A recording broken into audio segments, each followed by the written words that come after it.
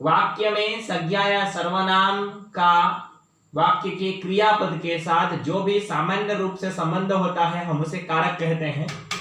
कारक के भेद कितने हैं? 8 भेद है। कर्ता, कर्म, करण, संप्रदान, अपादान, संबंध, अधिकरण, संबोधन। विभक्तियां 7 होती है। कारक 8 हैं। कारक के चिन्ह और उनकी विभक्तियों में हम देख रहे हैं यहां पर कि प्रथमा कर्ता ने, द्वितीया कर्म को, तृतीया करण से के द्वारा, चतुर्थी संप्रदान के लिए, पंचमी अपादान अलग होने के संदर्भ में इस भाव में, संबंध काकी के, रारी रे, षष्ठी संबंध काकी के, रारी रे, सप्तमी अधिकरण में पर, और संबोधन हो, अरे, भो, आई आदि आदि। तो कर्ता की कुछ वाक्य में अभी आपके सामने रख रहा हूं। रामः पुस्तकं पठति, रामौ पुस्तकं पठतः, रामाः पुस्तकं पठन्ति, त्वं पुस्तकं पठसि, युवां पुस्तकं पठतः, यूयं पुस्तकं पठथ, अहं पुस्तकं पठामि, आवां पुस्तकं पठावः, वयं पुस्तकं पठामः। शलाका फलं खादति, शलाके फलं खादतः, शलाकाः फलं खादन्ति, त्वं फलं खादसि, युवां फलं खादतः, यूयं फलं खादथ, अहं फलं खादामि, आवां फलं खादावः, वयं फलं खादामः। अस्तु, हमने कितने वाक्य सुने? 18 वाक्य सुने। और 2 वाक्य बोलता हूं आपको।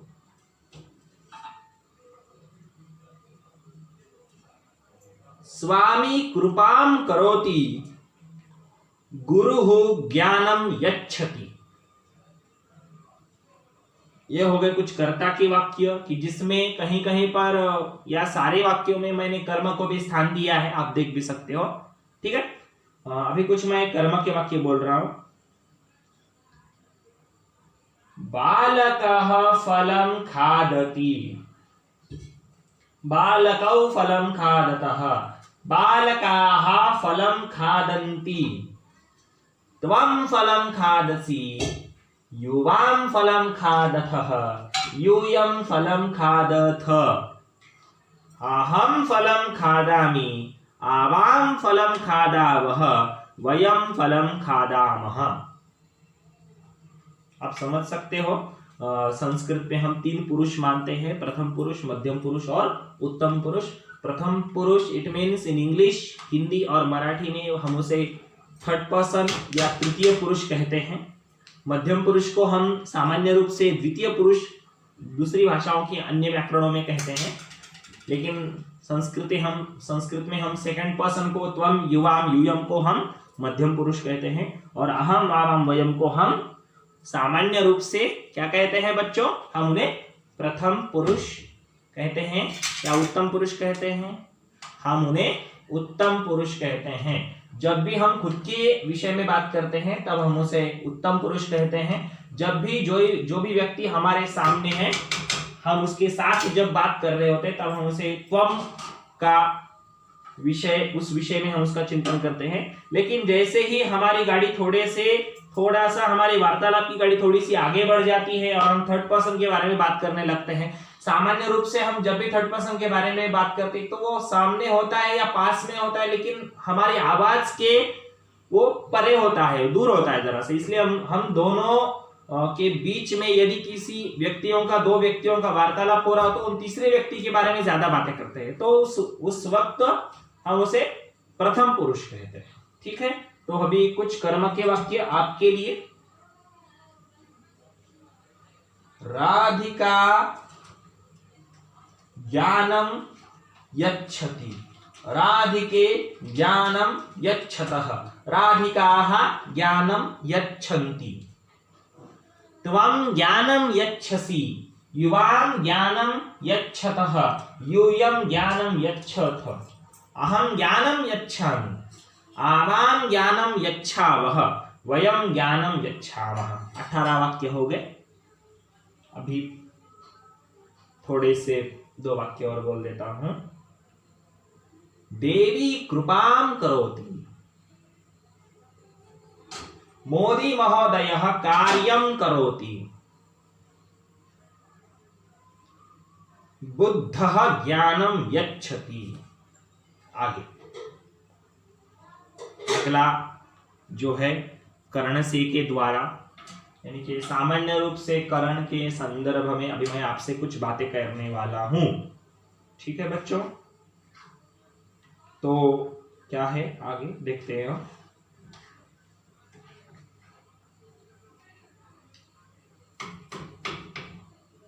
वृद्धः दंडेन चलति वृद्धौ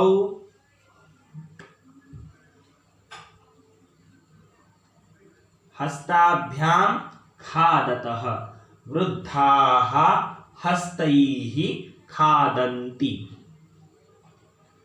त्वं हस्तेन खादसि युवां हस्तेन खादथः यूयं हस्तेन खादथ अहं हस्तेन खादामि आवां हस्तेन खादावः वयं हस्तेन खादामः। ये हो गए 9 वाक्य। और अगले कुछ 9 वाक्य अभी मैं आपसे कह रहा हूं, सुनो।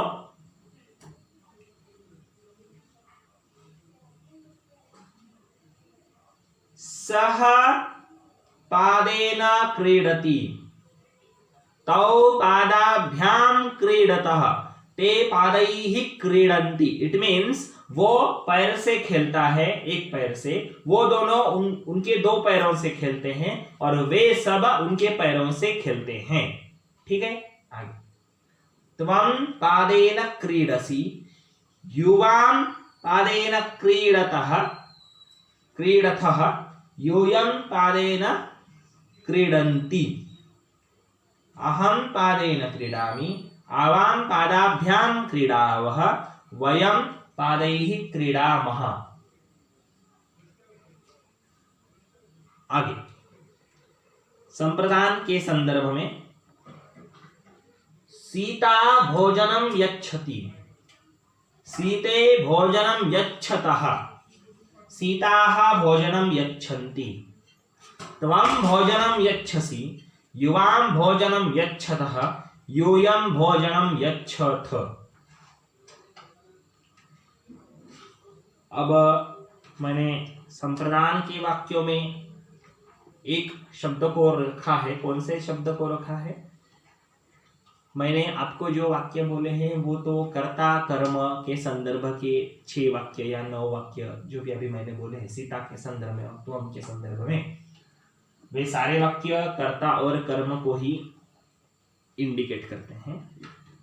तो अभी मैं आपके सामने कुछ संप्रदान के वाक्य रख रहा हूं। Now we can learn something now. नृपः याचकाय धनं यच्छति नृपौ याचकाभ्यां धनं यच्छतः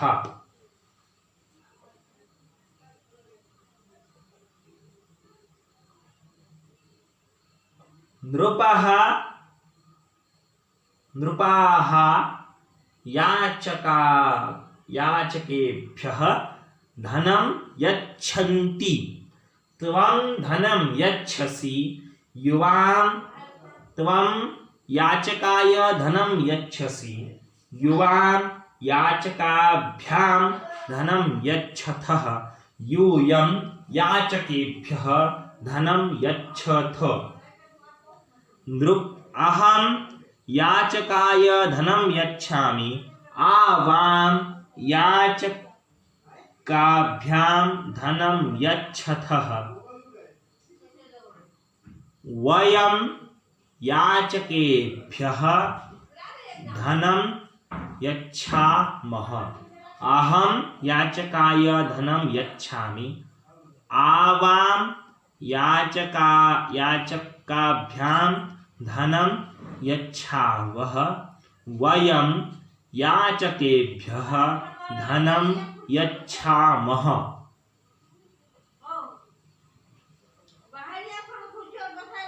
संस्कृत के पाठ का यही एक मूल सिद्धांत है कि व्याकरण में उनका यूज करते हुए बहुत ही सावधानी से हमें उसका यूज करना आवश्यक होता है।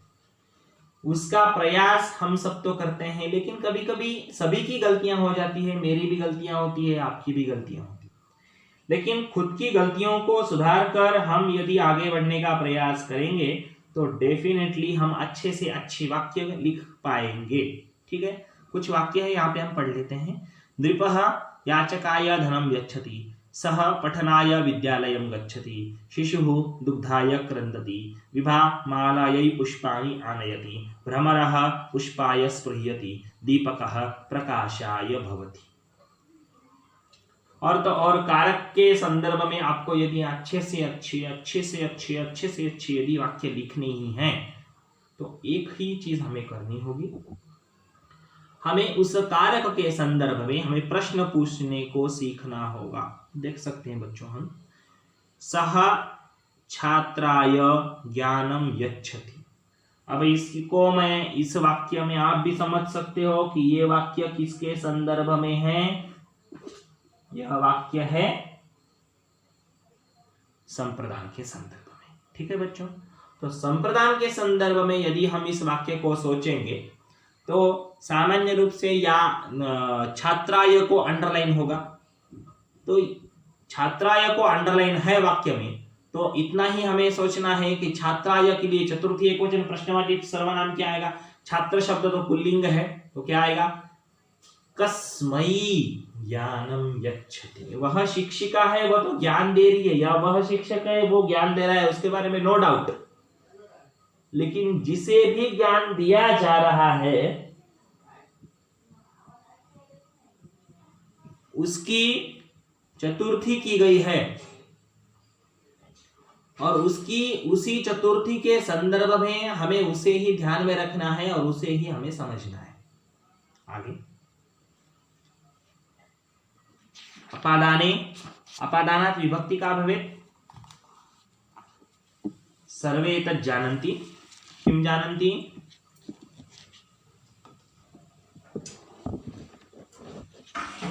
अपादानात् विभक्ति का भवेत्। अपादानात् विभक्ति भवेत् पंचमी। पंचम्याः कारकं किम्, अपादानम्। पंचमी अपादान से अलग होने के संदर्भ में, किसी से अलग होने का अर्थ में अपादान कारक होता है तथा इसके लिए पंचमी विभक्ति से का प्रयोग किया जाता है। ठीक है, फलम वृक्षात् पतति, फले वृक्षात् पततः, फलानि वृक्षात् पतन्ति, त्वं वृक्षात् पतसि,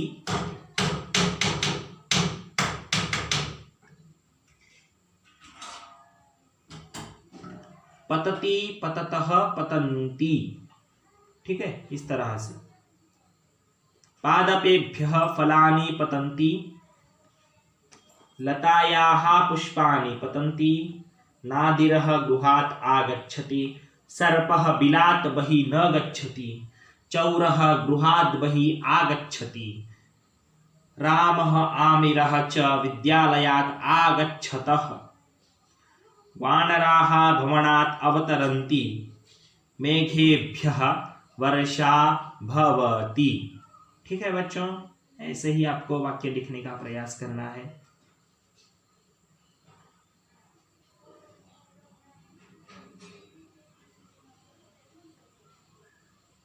अपादानात् विभक्ति पंचमी। वृक्षात् फलं पतति, वानरः वृक्षात् उत्पतति, मेघा नांदेड़ नगरात् बहिः न गच्छति, सौम्या गृहात् बहिः न गच्छति। क्यों नहीं जाएगी? अभी लॉकडाउन टाइम पीरियड है ना, इसलिए वो घर के बाहर नहीं जाएगी। आगे, जब भी हम किसी के अलग होने के संदर्भ में इन वाक्यों को देखते हैं तब वो अपादान कारक होता है। ठीक है, आगे संबंध कारक। संबंध बताने के लिए संबंध कारक होता है तथा इसके लिए षष्ठी विभक्ति काकी के का प्रयोग किया जाता है। मैंने आपको पिछले पाठ में माता पिता और पति पत्नी के संदर्भ में कुछ संबंध के वाक्य कहे थे। ठीक है बच्चों, तो शायद मैंने उस वक्त एक सवाल आपसे पूछा था कि महाभारत में अभिमन्यु के पत्नी का नाम क्या था? तो उस राजकुमारी का नाम था उत्तरा। ठीक है, आगे, रामस्य पत्नी सीता, रामस्य पुत्र लवः, दशरथस्य पुत्र रामः, लवस्य बन्धुः कुशः।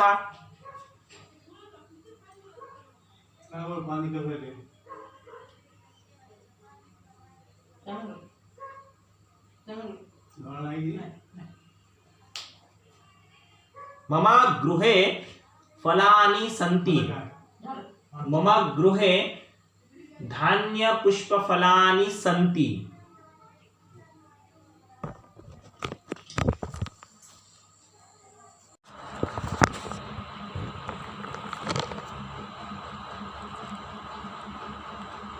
हाँ, तो हम संबंध के बारे में मैं आपसे कुछ कह रहा था कि संबंध बताने के लिए संबंध कारक होता है तथा इसके लिए षष्ठी विभक्ति का प्रयोग किया जाता है।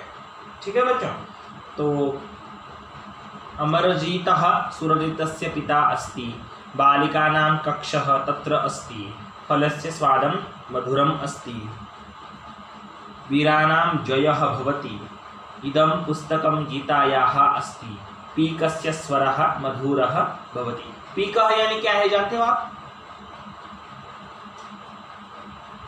पीकः यानी क्या है? पीकः यानी कि है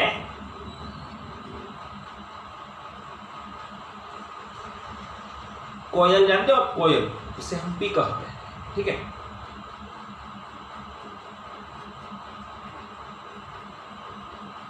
हमने पिछले पाठ में अधिकरण वाची विभक्ति का अध्ययन किया था कि जो सप्तमी विभक्ति है कि जो इन और ऑन के लिए जानी जाती है। अभी ये समझो एक छोटा सा डिब्बा आपके सामने है और ये टीस्पून अंदर है, तो वो अभी ये इन होगा और अभी ये ऊपर है तो ये हो जाएगा ऑन। ठीक है, वैसे ही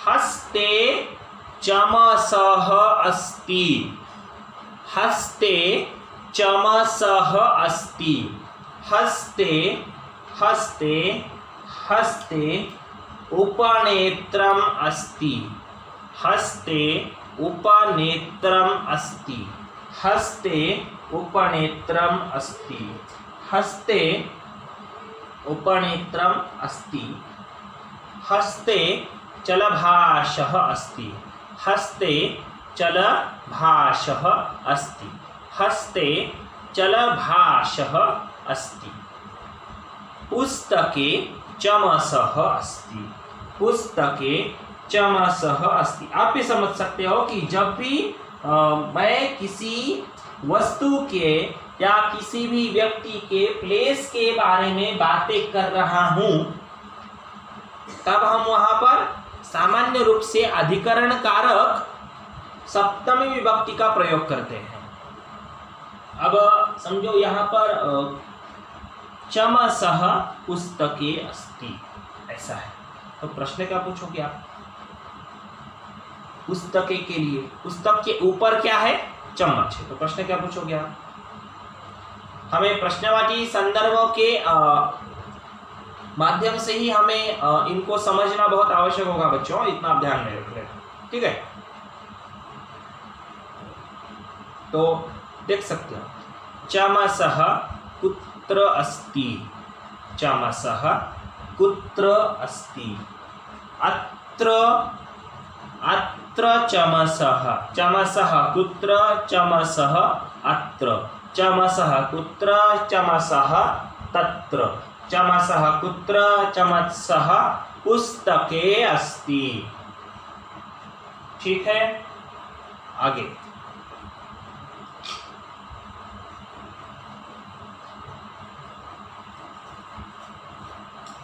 ये क्या है बोल सकते हो आप?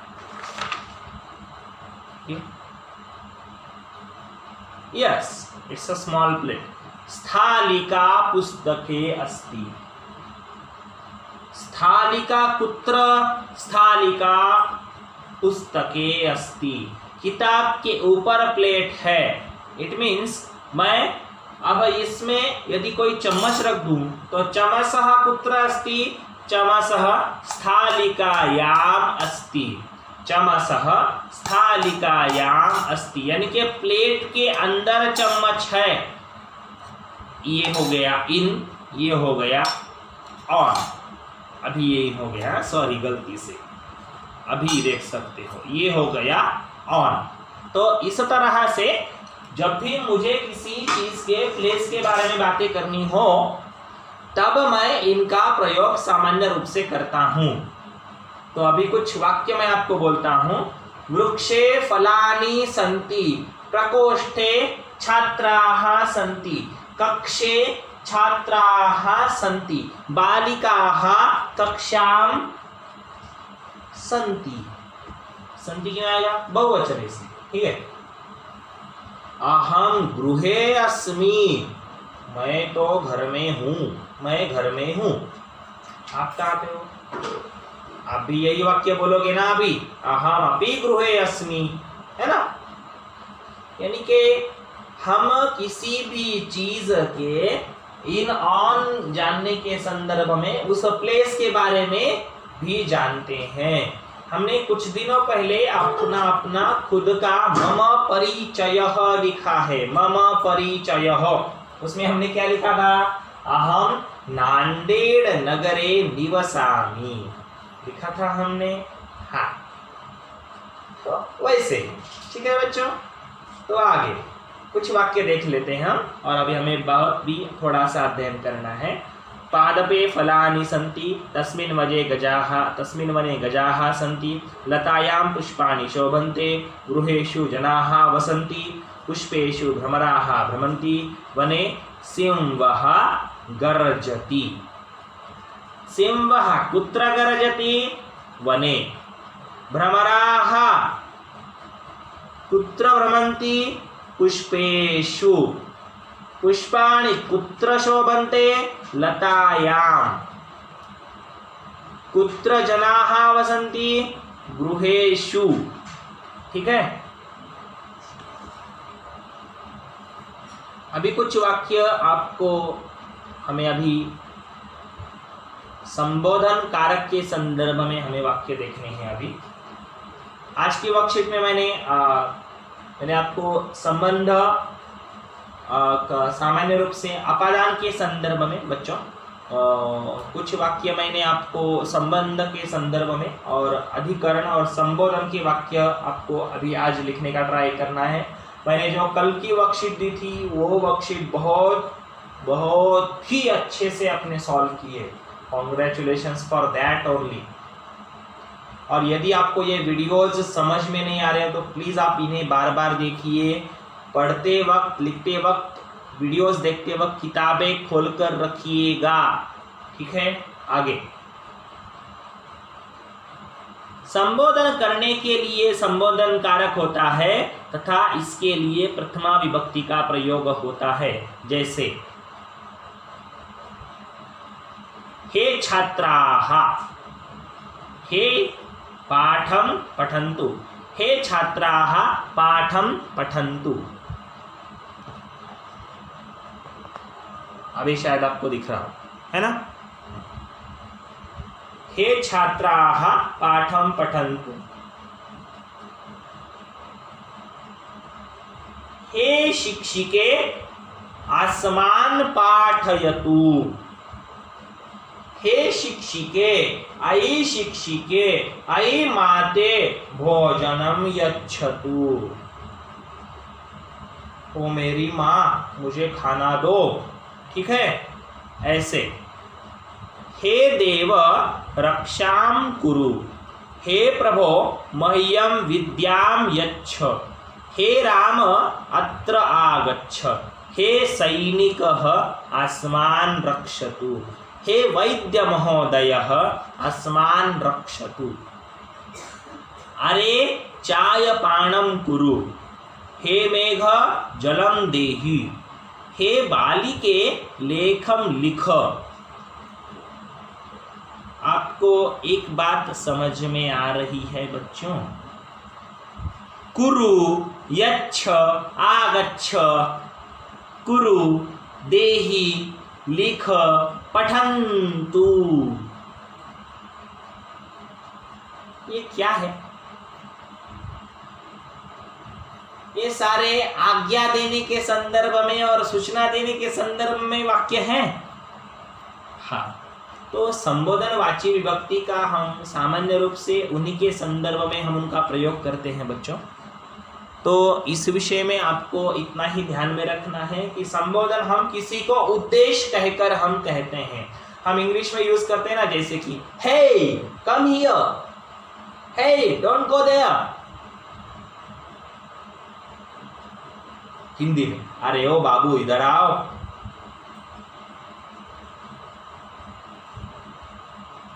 ऐसे, ठीक है। अरे ओ साहब किधर जा रहे हो, ऐसे। देखिए, हम किसी को कॉलिंग कर कर, किसी को आवाहन देकर, किसी को आवाज देकर हम जब बुलाते हैं तब हम संबोधनवाची विभक्ति का यूज करते हैं, हम उसे सोचते हैं। ठीक है बच्चों, स्मरणीय तथ्य कुछ देखने हैं हमें। कारक 8 तथा विभक्तियां 7 होती हैं। ठीक है, कर्ता, कर्म, करण, संप्रदान, अपादान, संबंध, अधिकरण और संबोधन। आज हम 8 के 8 कारक हम देख चुके हैं। 8वां कारक संबोधन होता है। इसके लिए संबोधन का प्रयोग किया जाता है, जैसे कि हे राम, हे बालक। संबोधन एक वचन का रूप, प्रथमा विभक्ति एक वचन के रूप से परिवर्तित अलग होता है। जैसे कि प्रथमा विभक्ति एक वचन बालक होता है और संबोधन एक वचन हे बालक होता है। साधु प्रथमा एक वचन, प्रथमा विभक्ति एक वचन साधु होता है और हे साधो संबोधन एक वचन होता है। जैसे कि हम देख सकते हैं गीता, गीते, गीता प्रथमा, लेकिन ये प्रथमा का एक वचन है। गीता, गीते, गीता प्रथमा एक वचन, द्विवचन और बहुवचन है। लेकिन जैसे ही हम उसे संबोधन में देखते हैं हे गीते, हे गीते, हे गीताः संबोधन, उसी तरह से। ठीक है बच्चों। हाँ, वाक्य बनाने के लिए कारकों और उनके विभक्ति चिन्हों का ध्यान रखना आवश्यक है। तो मैंने आपसे बार बार वही वाक्य रिपीट करने का मेरा इतना ही उद्देश्य है बच्चों कि आपको अच्छे से अच्छे वो पाठ समझने में आपको आसानी जाए। तो ठीक है, आज के लिए हमने कर्ता से लेकर के कर्ता, कर्म, करण, संप्रदान, अपादान, संबंध, अधिकरण और संबोधन, हम 8 भी कारकों के वाक्य देख चुके हैं। ठीक है, 3, 3, 6 और 2, 8। 8 भी कारकों के हम वाक्य देख चुके हैं। 5 और 3, 8 भी कारकों के हम वाक्य देख चुके हैं। आपको इनका ही अच्छे से अध्ययन करना है। घर पर रहिए, स्टे होम, स्टे सेफ। अपना होमवर्क कंप्लीट कर मेरे मेल आईडी पर भेजिए। बाकी टीचर्स का भी होमवर्क कंप्लीट कर वो टीचर्स के, रिस्पेक्टेड टीचर्स के